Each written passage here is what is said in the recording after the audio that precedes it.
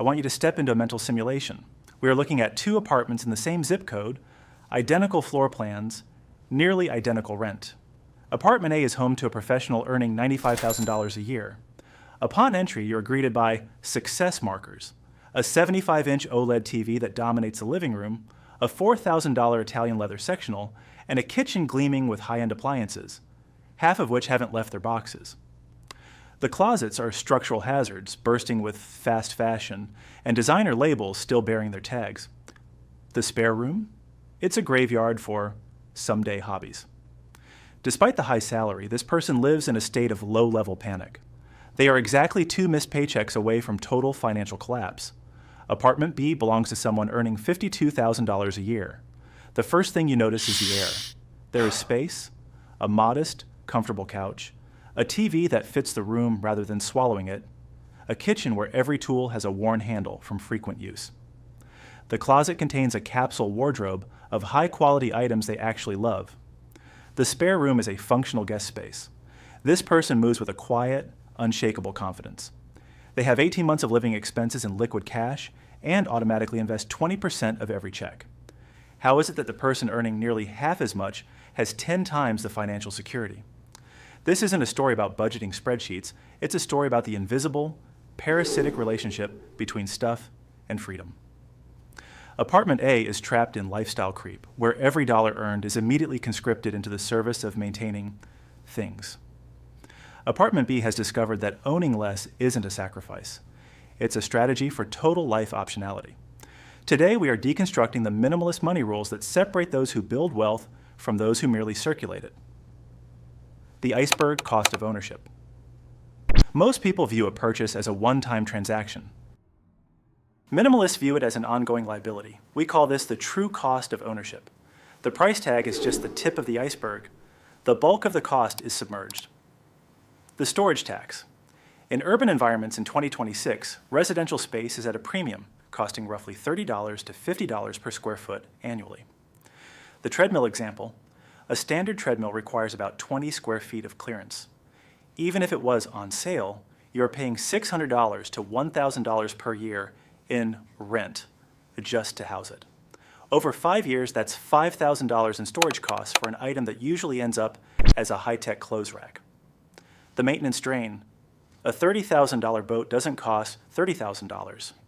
It costs $3,000 per year, 10% rule, in insurance, winterization, cleaning, and repairs.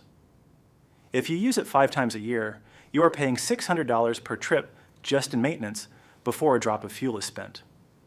The mental bandwidth tax.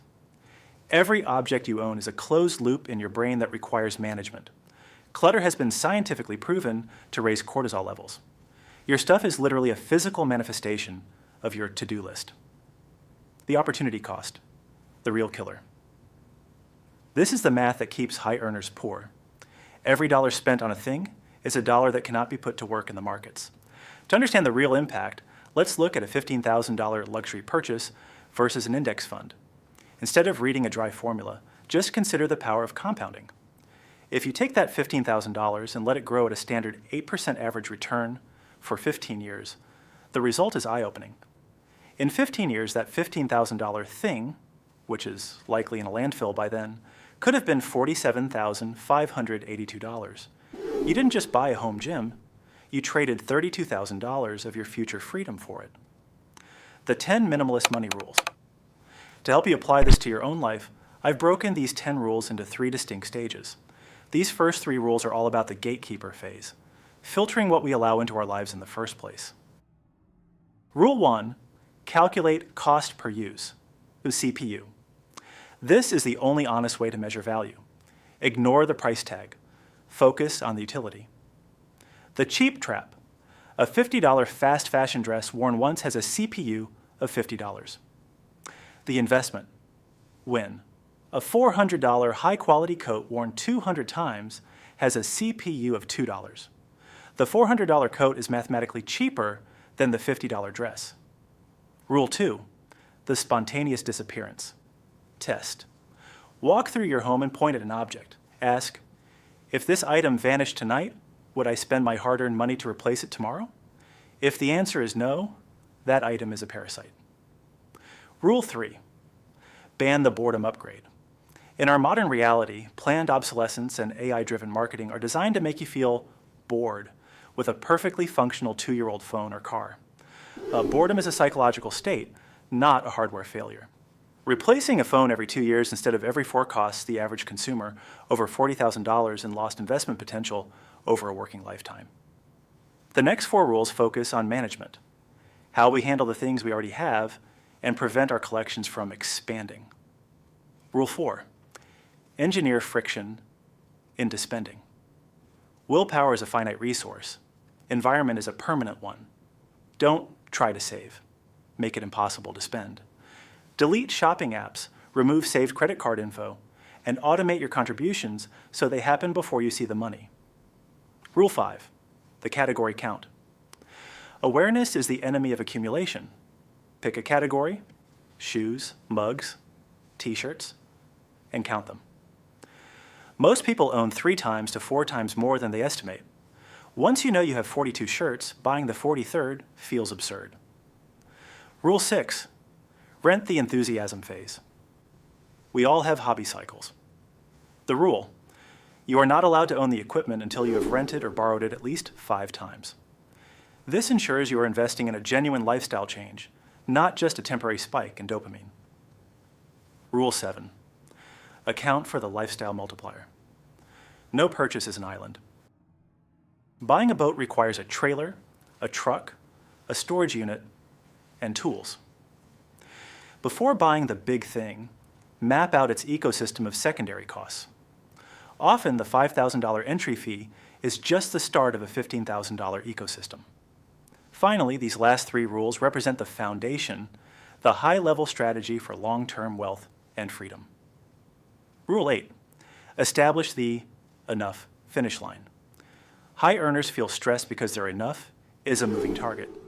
Decide your standard of enough while you are still climbing. When your income grows but your enough stays fixed, the difference becomes generational wealth. Rule 9, wealth equals optionality. Traditional wealth is measured in accumulation. Minimalist wealth is measured in optionality. Can you quit a toxic job? Can you take a year off? The person in apartment B has immense optionality. One owns their life, the other is owned by their lifestyle. Rule 10, cyclical decluttering, systems over purges. The annual purge doesn't work. Practice 1 in, 1 out. If a new pair of shoes comes in, an old pair must leave.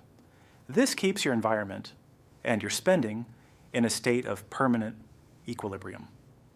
The bidirectional secret. Here's the truth that marketing departments don't want you to know. Owning less makes you richer, but being richer makes you want to own less. When your bank account is full and your future is secure, the psychological itch to prove your status through possessions vanishes. Think about it this way. When you start following these rules, you aren't just saving pennies. You're actually exiting a very stressful cycle.